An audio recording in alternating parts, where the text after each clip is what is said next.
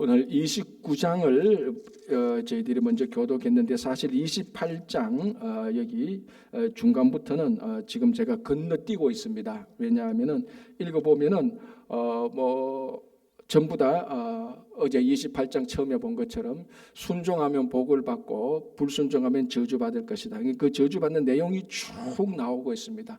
그런데 그거 설교라기보다 내용을 알면 될 것 같아서 제가 간단하게 불순종했을 때 이스라엘 백성들에게 하나님께서 내린 저주의 내용을 제가 얘기하고 29장은 넘어가려고 합니다. 28장 후반부는 넘어가려고 합니다. 첫 번째는 뭔가 하면 질병과 재해. 그러니까 하나님께 불순종하면 하나님께서 개인의 질병을 주고 그 전체에 또 재앙을 내린다라는 것이 있고요. 다음에 전쟁을 하면 패배하게 된다. 그 다음에는 애굽에 내린 재앙이 너희들에게도 내릴 것이다. 이런 내용이 있고요. 다음에는 온몸을 덮은 질병, 한 사람의 질병 가운데서도 온몸을 덮은 질병이면 아마 피부병 이런 것을 의미하겠죠. 그런 질병. 그 다음에 추방당할 것이다. 하나님의 약속한 땅에서 너희들이 다 쫓겨날 것이다. 이런 내용들. 그리고 무슨 일을 해도 열매를 거두지 못할 것이다. 아무리 손으로 수고해도 헛수고할 것이다라는 이런 리스트가 쭉 나오고 있는 것입니다. 한 가지 알 수 있는 것은 두 가지만 우리 생각할 수 있는 것은 첫 번째는 방금 말씀드린 것처럼 불순종했을 때 28장은 신명기 28장은 순종하면 복이고 불순종하면 저주라는 명백한 하나님의 원칙이 있고 여기 첫 번째가 두 번째는 이런 모든 저주를 내릴 수 있는 징계를 내릴 수 있는 분은 여호와 하나님밖에 없다는 겁니다. 자, 이 목록을 봤다시피 질병, 재앙, 기근 그리고 추방 열심히 일해도 전혀 효과를 없는 것 이런 것들 그러니까 한 개인으로부터 그 공동체 전체 그러니까 오히려 또 재해난 것은 그 식물 이런 것까지 다 악영향을 미치게 하는 사람은 창조주 하나님밖에 없다는 것을 우리가 알 수 있습니다. 그래서 이 모든 것을 실제로 저주를 내릴 수 있는 징계를 내릴 수 있는 하나님 앞에서 우리가 그의 말씀을 순종해서 복을 받는 것이 옳다라는 것이 신명기 28장 내용입니다. 자, 그래서 이제 오늘 29장으로 좀 넘어가겠습니다. 이제 29장부터는 확연하게 결말로 나아가고 있습니다. 뭘 알 수 있는가 하면은 이제 29장부터는 오늘 1절이 이렇게 됐습니다. 1절을 보고 말씀드릴게요. 1절이 호렙에서 호렙은 시내산하고 같습니다. 그죠? 호렙에서 또는 시내산에서 이스라엘 자손과 세우신 언약 이걸 우리가 보통 시내산 언약이라 이렇게 말을 합니다. 그래서 시내산의 언약은 사실은 지금까지 하나님께서 내려주신 계명 가장 이제 대표적인 십계명 아닙니까? 그 십계명을 골자로 해서 다른 여러 가지 계명들 이런 계명들 이제 지키라고 했는 이런 계명들을 시내산 계약이라고 말을 합니다. 자, 그리고 오늘은 이렇게 되어 있죠. 호렙에서 이스라엘 자손과 세우신 언약 외에 여호와께서 모세에게 명령하여 모압 땅에서 그들과 세우신 언약의 말씀은 이러하니라라고 나옵니다.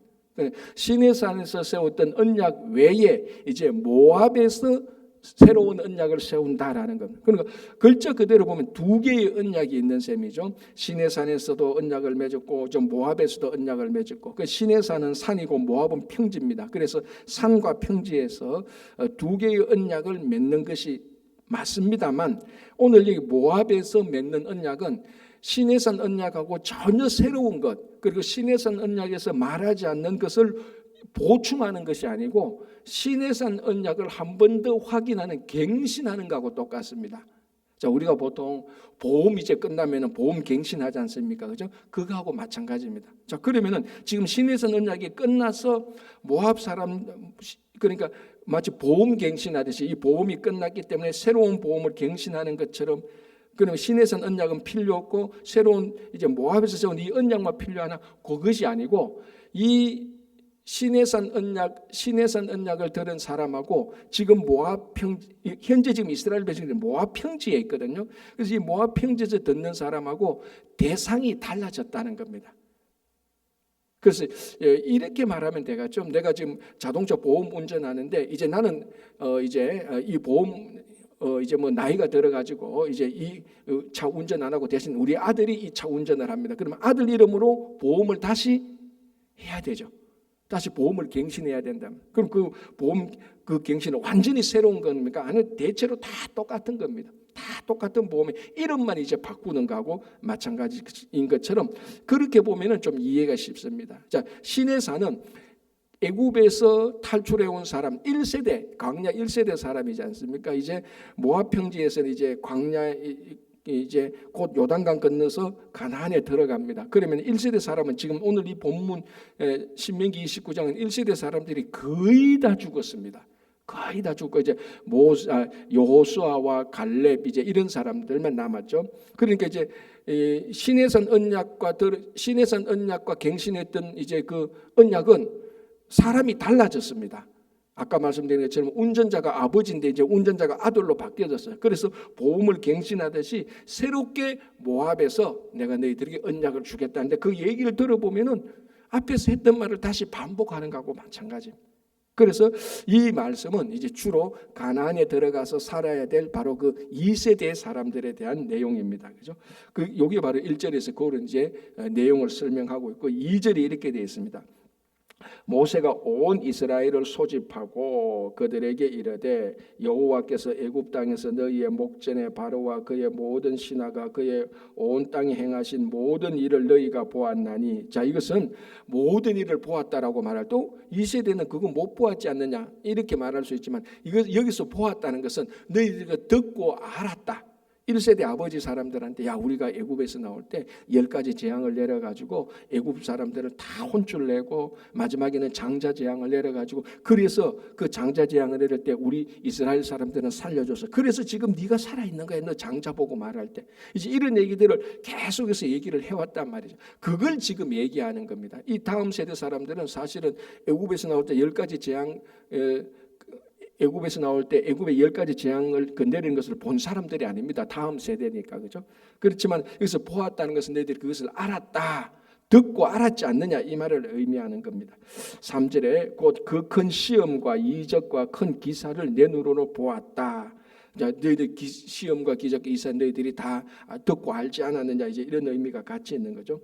자, 4절에 그러나 깨닫는 마음과 보는 눈과 듣는 귀는 오늘까지 여호와께서 너희에게 주지 아니하셨다. 자, 이 말은 뭐냐면은 그 1세대 사람들, 그 광야에서 방황했던 사람들이 그들의 깨닫는 마음과 그리고 그것을 깨닫는 마음과 보는 눈이 없었다라는 겁니다. 자, 이 4절은 하나님께서 하나님의 기적을 깨닫지 못하도록 작정했다는 것이 아니고 그 사람들이 이스라엘 백성들이 그런 마음이 강팍해서 눈과 마음과 귀가 없어서 하나님의 그 기적을 알아보지 못했다는 이런 의미입니다. 자, 그런데 왜 하나님께서 깨닫는 마음과 그 보는 눈을 안 줬다고 이렇게 말하는가 하면은 궁극적으로는 모든 것이 다 하나님 아래에서 일어나기 때문에 이스라엘 사람들이 표현을 이렇게 하는 겁니다. 대체로 표현을 이렇게 모든 것은 하나님께서 다 하시니까 하나님이 주체자가 되니까 표현을 이렇게 했지 이 사실 자체는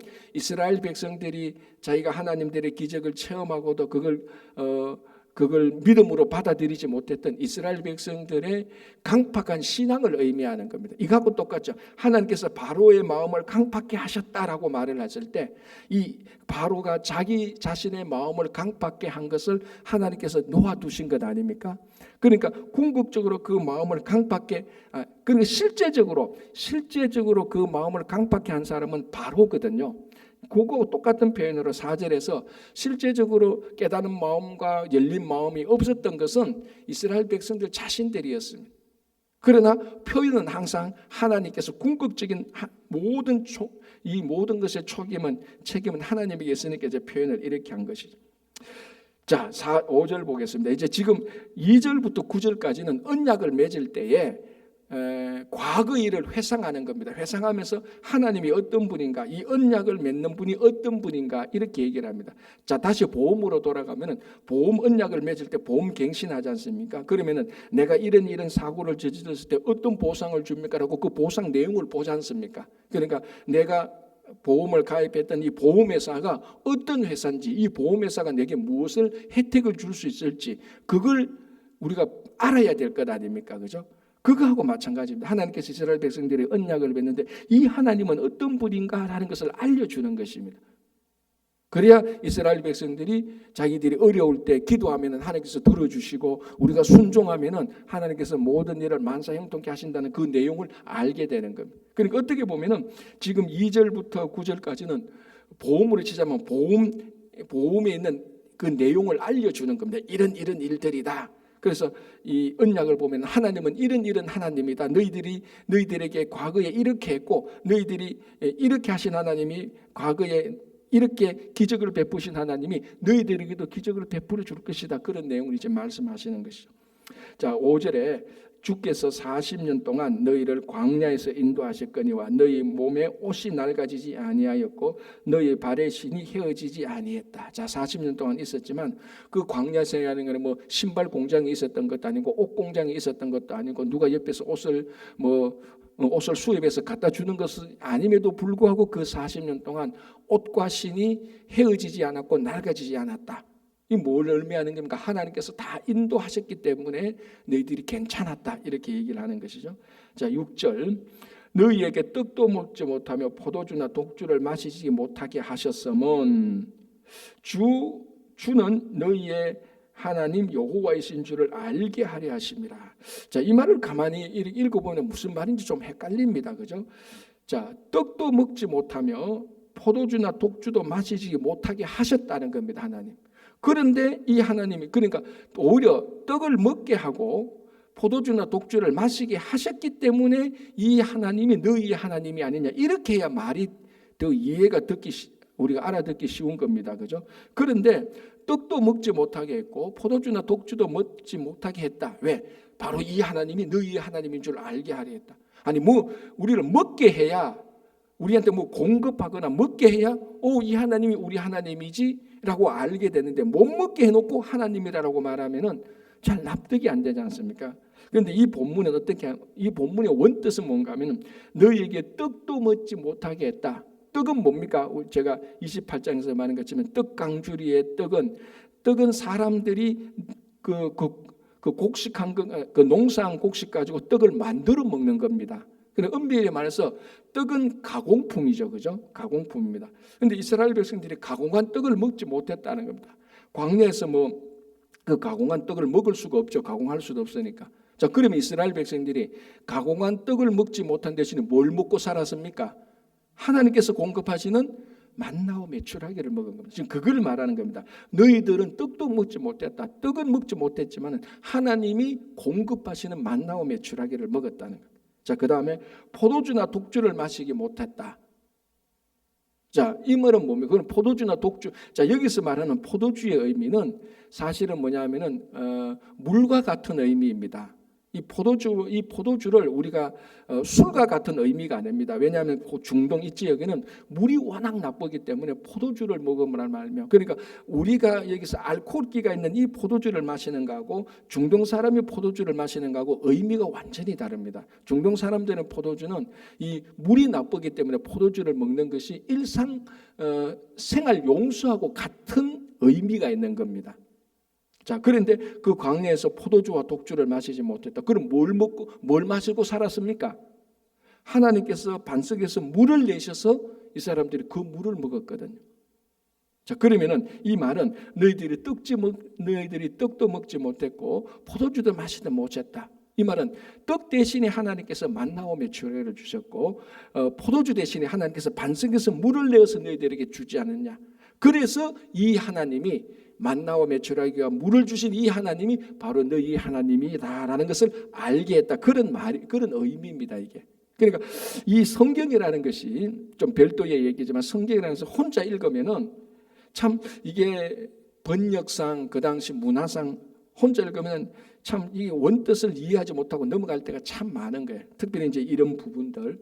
그래서 새벽기도 때 이 말씀을 우리가 같이 보면서 원래 의미를 알면은 훨씬 더 하나님의 말씀을 우리가 쉽게 알아들을 수 있는 겁니다. 자, 7절, 8절 보겠습니다. 이건 이미 우리 앞에서 다 봤던 내용입니다. 그죠? 7절 너희가 이곳을 올 때에 헤스본 왕 시온과 바산한 옥이 우리와 싸우러 나왔으므로 우리가 그들을 치고 이게 이제 굉장한 사건이었지 않습니까? 그죠? 헤스본 왕 시온과 바산을 옥을 쳤던 그 요단강에 그 힘센 두 왕을 쳤다는 겁니다. 그래서 우리가 앞에서 본 것처럼 모압 왕이 그 얘기를 듣고 깜짝 놀랐지 않습니까? 왜냐하면 모압이 바산 왕하고 싸워서 자기들이 패배했는데 자기들을 이기게 한 그 헤스본 왕과 바산 왕 그 요단 동쪽의 왕을 이스라엘이 이겨버렸으니까, 그러니까 모압 왕이 막 그 얘기를 듣고 깜짝 놀랐던 그 얘기를 우리가 앞에서 들어봤습니다. 지금 그 얘기를 말하고 있는 겁니다. 자, 그 다음에 뭡니까? 그 땅을 차지하여 르우벤과 갓과 므낫세 반 지판을 너희에게 주었다. 요단강 동편에. 그러니까 요단강, 지금 이 이야기는 뭔가 하면은 요단강 동쪽의 왕들을 물리치고 그 땅을 두 지파 반에게 나누어 줬다. 이게 이미 앞에서 다 본 겁니다. 그죠? 자, 이제 이 하나님께서 다음 세대, 너희들 다음 세대와 지금 언약을 맺을 것이다라는 거. 이게 뭡니까? 동일한 하나님이죠. 동일한 하나님입니다. 우리 그러니까 쉽게 말해 1세대와 함께 하셨던 그 하나님께서 2세대와 그 동일한 하나님께서 동일한 능력으로, 동일한 사랑으로, 동일한 은혜를 베풀어 주실 것이다라는 것입니다. 그러면은 그 다음 세대는 1세대의 아버지 세대, 어머니 세대가 부모 세대가 누렸던 하나님의 그 은혜와 그 풍성한 축복을 알 필요가 있는 것이죠.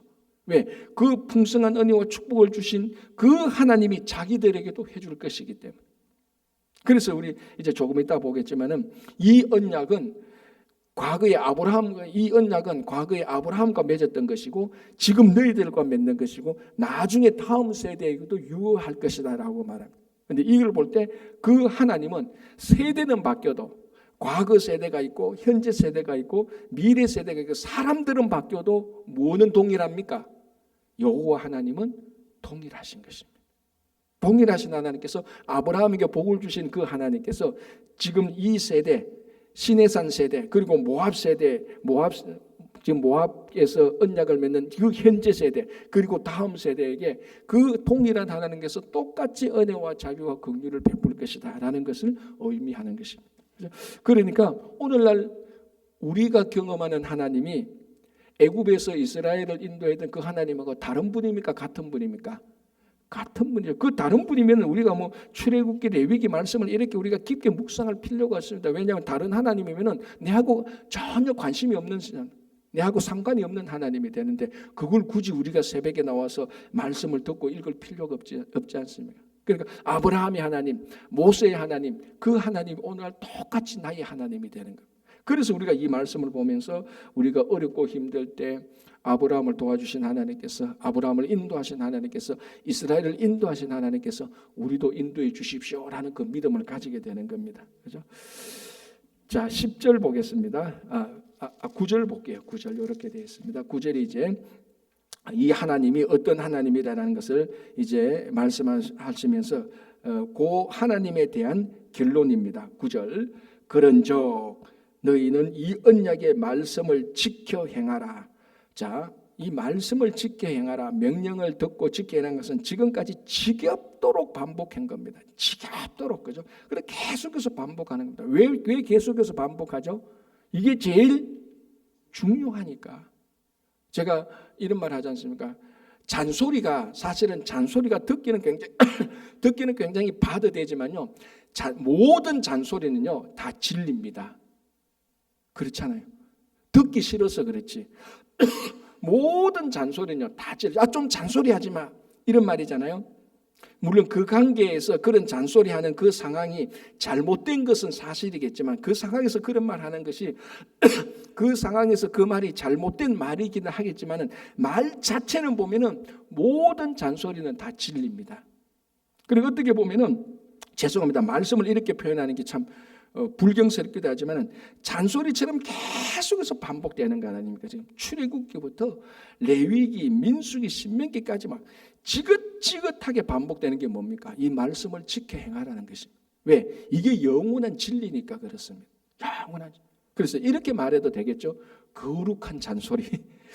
그래도 좀 이게 약간 불경스럽기는 한데 그만큼 이 말씀을 지켜야 하는 것이 중요하기 때문에 오늘 또 이거 말이죠. 다음 세대에게도 너희는 이 언약의 말씀을 지켜 행하라.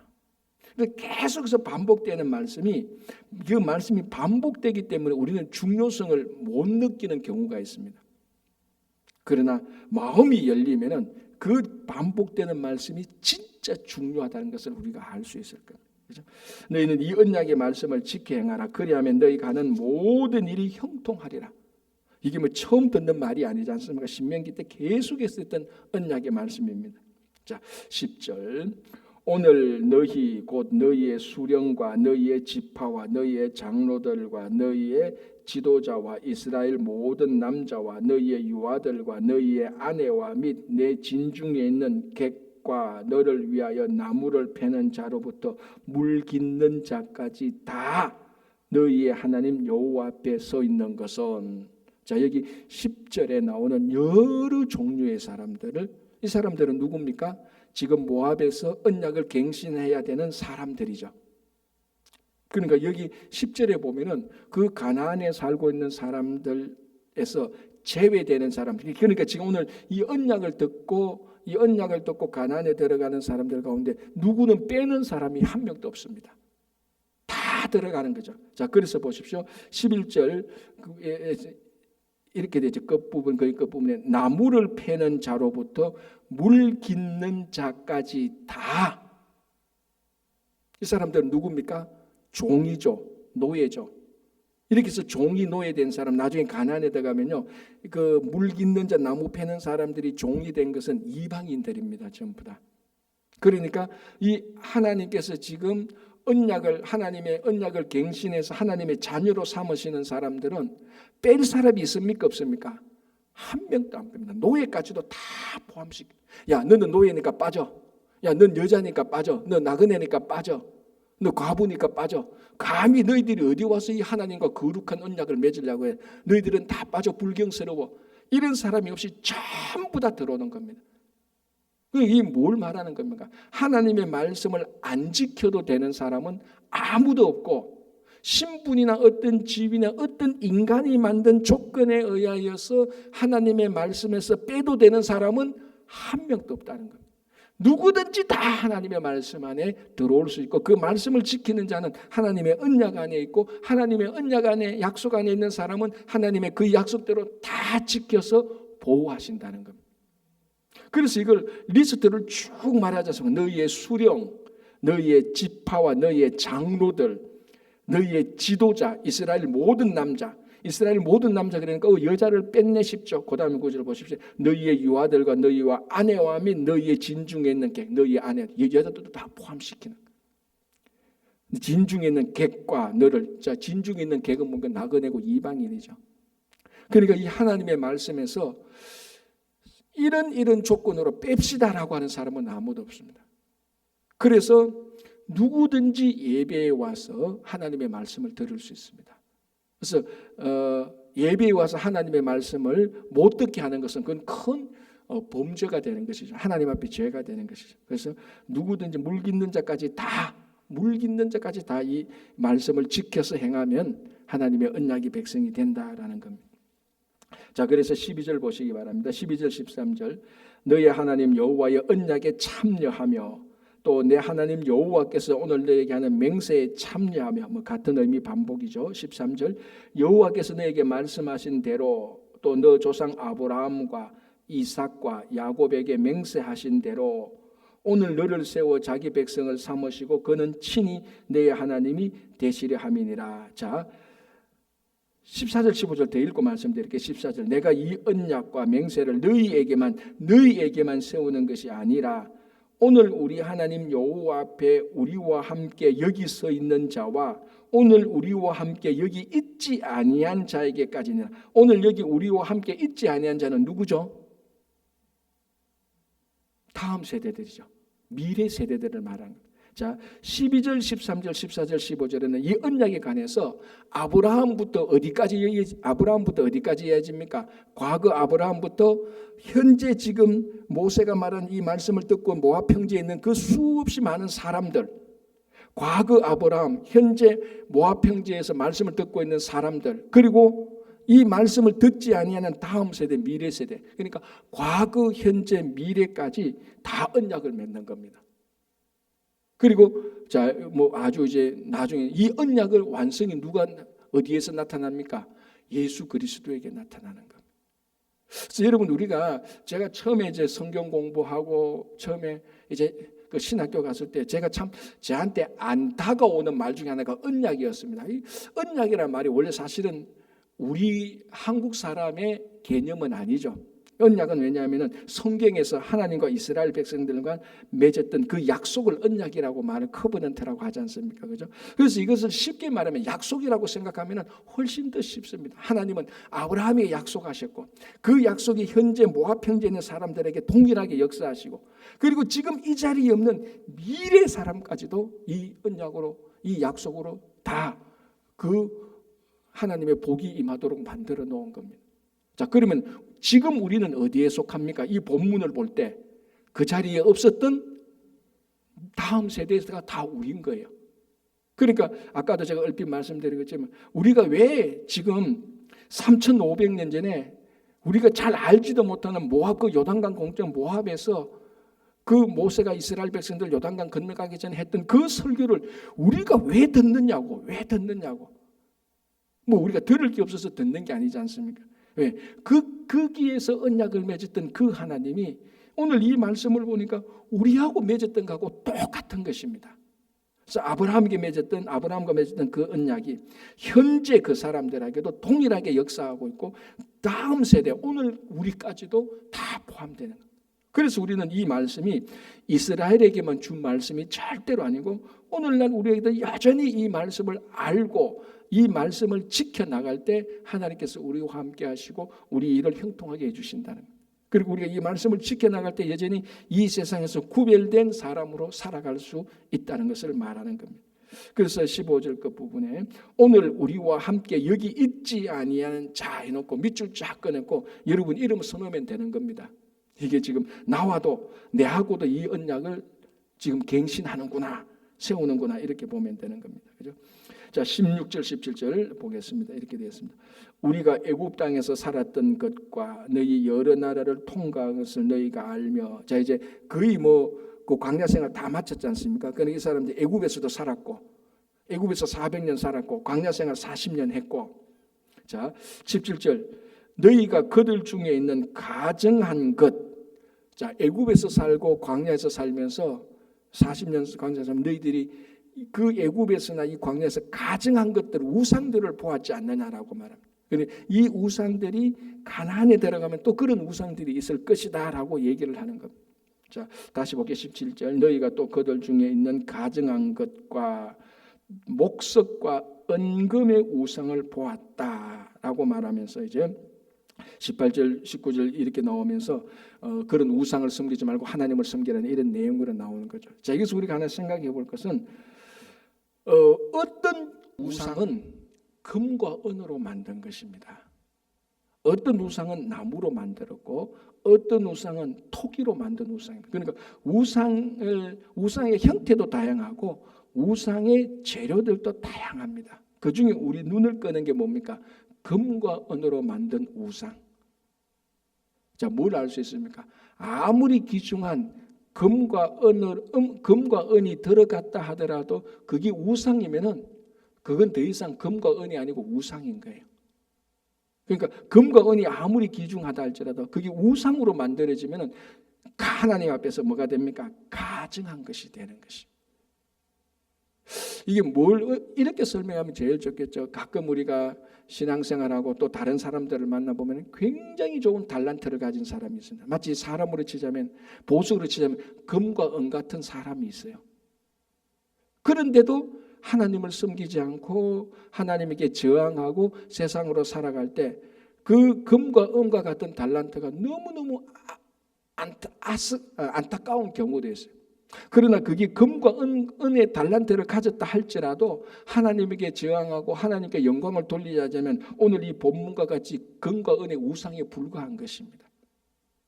그러나 반대로 여러분 우리가 아는 대로 십자가를 보십시오. 원래 십자가는 나무 십자가입니다. 그죠? 나무로 만든 십자가를 할지라도 그게 십자가일 때는 금과 은으로 만든 우상보다 훨씬 더 비교할 수 없을 정도의 가치가 있는 것입니다. 그래서 내가 금과 은이냐 내가 나무냐 톡이냐 이거보다 더 중요한 건 뭡니까? 내가 어디에 쓰여지느냐 이게 훨씬 더 중요한 거죠. 아무리 금과 은과 보석이 있다 할지라도 이것이 우상을 만들어 보면 이건 그냥 우상인 겁니다. 아무리 보잘것없는 돌과 흙과 나무에 불과할지라도 이게 십자가로 만들면은 가장 고귀한 우리 신앙의 거룩함이 되는 것 아닙니까? 그런데 세상 사람들은 뭘 많이 봅니까? 이게 뭐 요즘 흔히 한국에서 하는 말대로 이게 뭐 금수전지, 흑수전지, 흑수전지, 은수전지 출신에 대해서 막 사람을 분류하지 않습니까?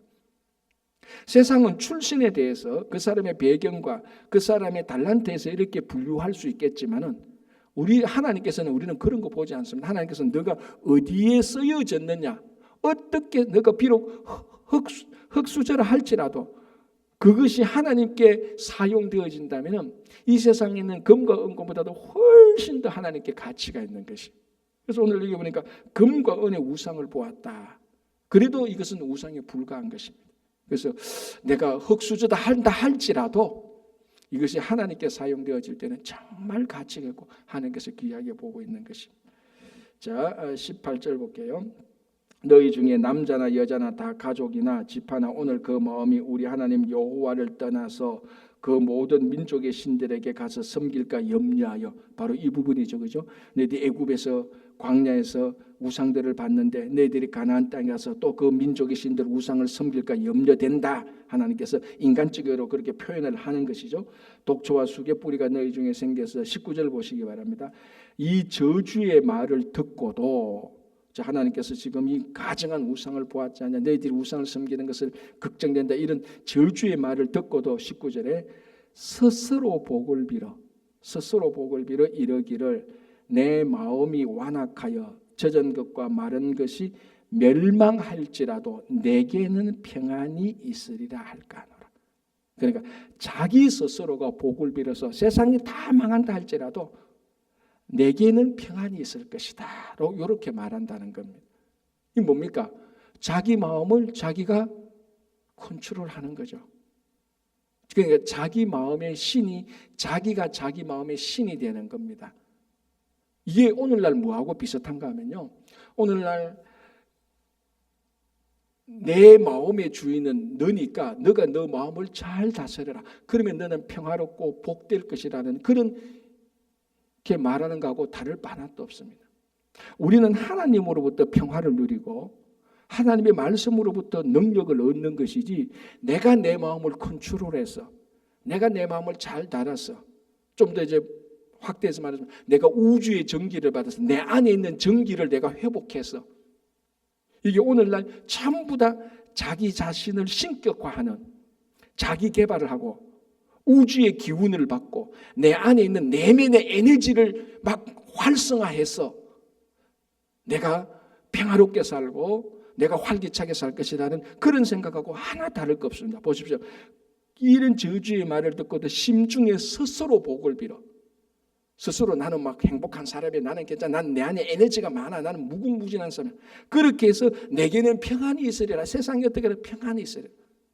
이게 돌을 닦거나 요가를 하거나 우주의 기운을 받거나 내 안에 에너지를 막 활성화시키는 그런 거하고 하나 다르지 않습니다.